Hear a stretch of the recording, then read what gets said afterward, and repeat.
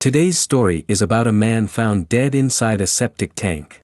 The incident remains a mystery and it remains unsolved due to the statute of limitations expiring. On February 24, 1989, Japan bid a formal farewell to the late Showa emperor. A state funeral was held, granting many workers a day off. Enjoying an extended weekend, a teacher visited her family home returning to the teacher's housing in Miyakoji, near Fukushima on February 28. All was well until 5 p.m. when the teacher decided to use her toilet. Upon using the toilet, she noticed something odd in the small opening, a shoe. Perplexed, she called her colleagues over only to realize that not just a shoe but an entire body was inside. Disturbed by this finding, one of the witnesses promptly contacted the police. Upon receiving the report, the police and firefighters immediately rushed to the scene. They confirmed the presence of something resembling a person inside the septic tank connected Tati toilet. Uncertain whether there was indeed a person inside, they initially pulled out a shoe. As soon as they pulled the shoe, they saw a portion of a person's foot. They attempted to retrieve the body from the septic tank, but the space was too narrow. Consequently, their attempt to retrieve the body was unsuccessful. The toilet was a squatting type working as a pit latrine with 2 openings. It was placed inside the house measured a mere less than 8 inches. On the outside, there was a tube meant for collecting waste. It was not much wider with 14 inches opening. The septic tank was connected to the toilet and in the middle of this connection, there was a human body. The only option to take the body out was to destroy the toilet. The police eventually had to employ heavy machinery to break open the septic tank and retrieve the body. The discovered body belonged to a man. He was found inside the septic tank tightly, clutching his clothes to his chest in a stiffened state of death. It was an extraordinarily bizarre incident. The body was tainted with filth from the sewage of toilets that had drained into the spot where the body was found. Police, unable to discern any visible signs of trauma, moved the body and thoroughly washed it with water before conducting an autopsy. Upon closer examination, apart from minor scratches on the knees and elbows, there were no significant external injuries. The autopsy concluded that the cause of death was hypothermia and cardiovascular disorders. The victim had entered the narrow septic tank while still alive. Due to the cold weather, his body temperature dropped and being in such a confined space impeded proper circulation leading to his demise. It was determined that he had passed away on January 26, 2 days before his discovery.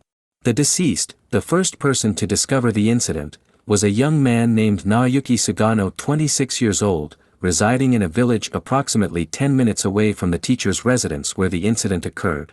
The police swiftly dismissed the possibility of external involvement.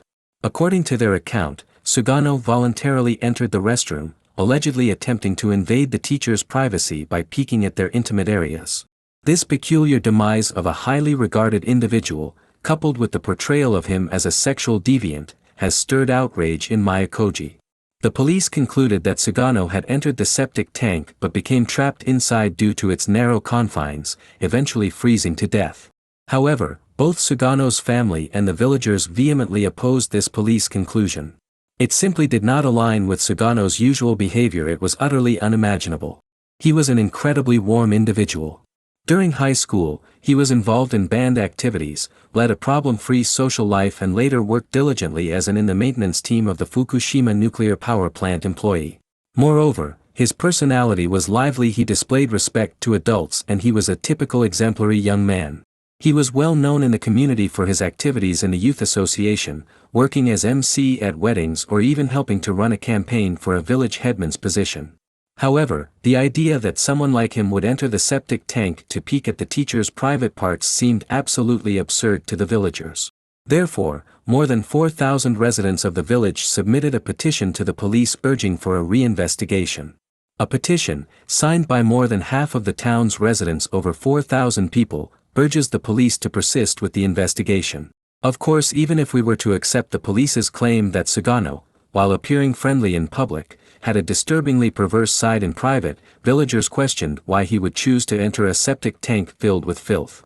Moreover, the incident occurred in February during extremely cold weather, making it incomprehensible to the villagers that he would enter the tank on that particular day. When Sugano was found, only one of his shoes was discovered at the scene, with the other found near the young man's home.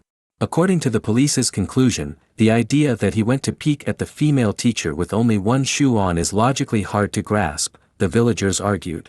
The police reopened the investigation. Sugano was last seen alive on February 26, with family and villagers stating that he had not been seen since February 24. On the 23rd, he had been drinking with friends until 1 a.m., returned home and left the house at 10 a.m. telling his father he was going out but never returned, his family said. Sugano's father later revealed that he had noticed Sugano behaving slightly differently that day. Subsequently, Sugano's car was found parked near the teacher's residence with the keys still in the ignition. Local people have started to make up their own theories. His employment and community engagement came under scrutiny as well. Numerous individuals suggested that his demise might be linked to the upcoming village elections. Sugano had been heavily engaged in the campaign, delivering speeches in support of the incumbent village head. However, he abruptly withdrew his endorsement, leading to speculation that he had witnessed questionable conduct, possibly involving the candidate offering bribes. Villagers claimed that Sugano felt disillusioned after the rigged election and withdrew his support for the candidate. Some villagers speculated that election officials harboring resentment for Sugano's refusal to speak might have sought revenge. They theorized that this revenge could have taken a horrific turn, leading to Sugano being dragged into the septic tank. People also suggested that the employees from the company tasked with breaking the tank were close associates of the candidate. They believed these individuals, in an attempt to erase any traces, washed Sugano's body and destroyed the septic tank. However, others argued that merely refusing to speak at the election wouldn't have warranted such a bizarre and brutal death. Numerous rumors circulated about the victim and his alleged involvement with the teacher who found him first.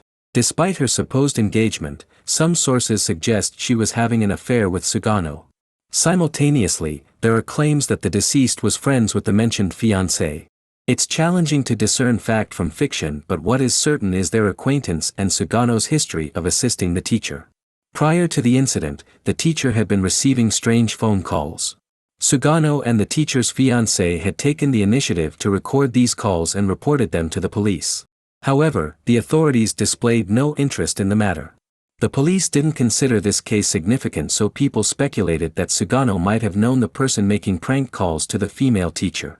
Some believed Sugano went to meet this caller and was overpowered, leading to his disgraceful death. However, others questioned why Sugano would personally meet the prank caller. This led to yet another compelling reason for the curiosity surrounding his death. The incident occurred in Fukushima, where Sugano worked for a company overseeing the safety of the Fukushima nuclear plants. Villagers raised suspicions about Sugano's death being related to the nuclear plant incident. On January 6, 1989, before his death, there was an accident at the Fukushima Daiichi nuclear power plant.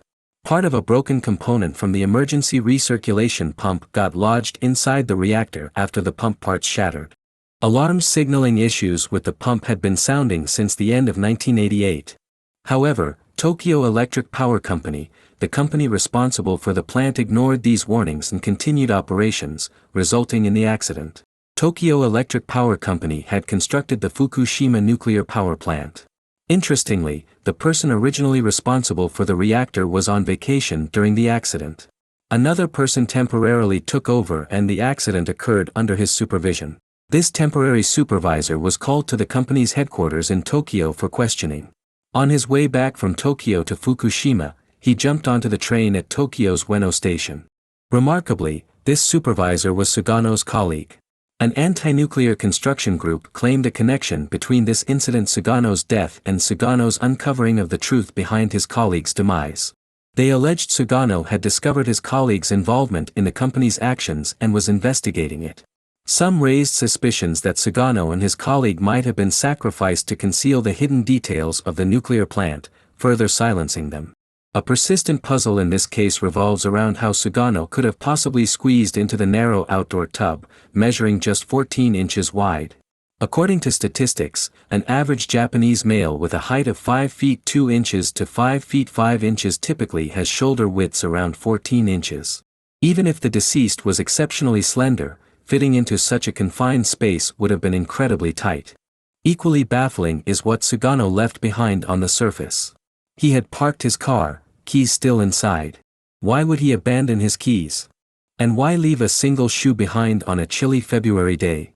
Certain online communities have speculated that Sugano might have been a stalker. However, this theory raises additional questions. Wouldn't he have known if the teacher was away for the holidays or noticed the emptiness of the teacher's residences? Was Sugano searching for something in the teacher's absence? Or could someone have assisted him in entering the toilet? The police never reopened Sugano's case, and due to Japan's statute of limitations, the case has been officially closed.